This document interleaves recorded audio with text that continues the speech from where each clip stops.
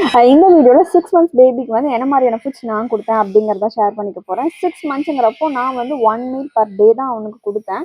So vegetables, fruits and சீரியல்ஸ்ன்னு சொல்லி நான் பிரித்து நான் சார்ட் போட்டு நான் வந்து கிச்சனில் 1 monthக்கு தேவையானதை நான் வந்து பேஸ்ட் பண்ணிட்டேன்.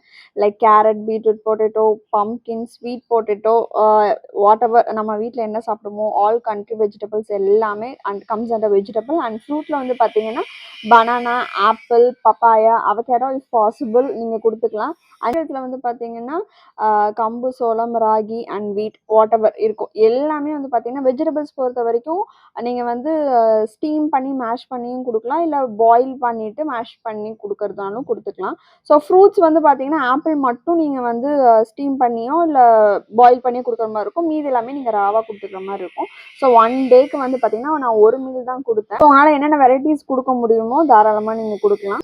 ஸோ அதோட கன்சிஸ்டன்சி வந்து பார்த்தீங்கன்னா பியூரி ஃபார்மில் இருக்கிற மாதிரி இருக்கும். ரொம்ப சட தனியாக இல்லாமல் பியூரி ஃபார்மில் இருந்து நீங்கள் உங்கள் பேபிக்கு தாராளமாக ஃபீட் பண்ணி. ஸோ இந்த மாதிரியான இன்ஃபர்மேஷனுக்கு மறக்காமல் பேஜ் சப்ஸ்கிரைப் பண்ணிக்கோங்க.